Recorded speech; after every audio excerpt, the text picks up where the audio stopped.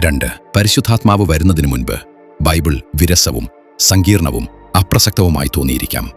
എന്നാൽ അവിടുന്ന് വരുമ്പോൾ ആ താളുകൾ വെറും മഷിയും കടലാസുമല്ല, അവ നിങ്ങളുടെ ആത്മാവിനുള്ള ഭക്ഷണമാണ്.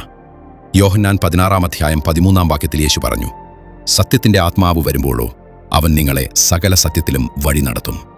പരിശുദ്ധാത്മാവ് നമ്മെ വെറുതെ ഒരു പുസ്തകം വായിക്കുന്നത് പോലെ വചനം വായിക്കാൻ അനുവദിക്കുന്നില്ല. അതിന്റെ ഭംഗിയും അധികാരവും ശക്തിയും കാണാൻ അവിടുന്ന് നമ്മുടെ കണ്ണുകളെ തുറക്കുന്നു.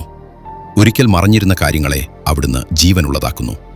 വർഷങ്ങളായി നിങ്ങൾ ശ്രദ്ധിക്കാതെ വിട്ട വചനങ്ങൾ പെട്ടെന്ന് അർത്ഥവത്തായി മാറുന്നു.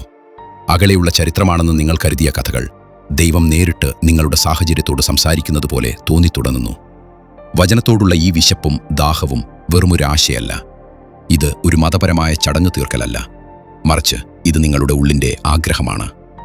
പരിശുദ്ധാത്മാവിനാൽ നിറഞ്ഞ ഒരു ഹൃദയം വചനത്തിലെ സത്യത്തിനായി കൊതിക്കുന്നു. നിങ്ങൾ അതിലേക്ക് ആകർഷിക്കപ്പെടുന്നു, അതന്വേഷിക്കുന്നു, അതിലെ ജ്ഞാനത്തിനായി വാഞ്ചിക്കുന്നു. കാരണം ഇത് നിങ്ങളുടെ പിതാവിൻ്റെ ശബ്ദമാണെന്ന് പരിശുദ്ധാത്മാവ് തിരിച്ചറിവ് നൽകുന്നു. ഒരിക്കൽ വ്യാജ ഉപദേശങ്ങളാലോ ലോകത്തിൻ്റെ ജ്ഞാനത്താലോ നിങ്ങൾ എളുപ്പത്തിൽ സ്വാധീനിക്കപ്പെട്ടിരുന്ന ഇടത്ത് ഇപ്പോൾ നിങ്ങൾക്കുള്ളിൽ ഒരു അരിപ്പ പ്രവർത്തിക്കുന്നുണ്ട്. ദൈവത്തിൻ്റെ സത്യവുമായി എന്തെങ്കിലും യോജിക്കുന്നില്ലെങ്കിൽ നിങ്ങൾക്കത് അനുഭവപ്പെടും. സങ്കീർത്തനം 119:105 പ്രഖ്യാപിക്കുന്നു, നിന്റെ വചനം എൻ്റെ കാലിന് ദീപവും എൻ്റെ പാതയ്ക്ക് പ്രകാശവുമാകുന്നു. പരിശുദ്ധാത്മാവ് നിങ്ങളിൽ വസിക്കുമ്പോൾ ആ ദീപം കൂടുതൽ തെളിച്ചത്തോടെ പ്രകാശിക്കുന്നു.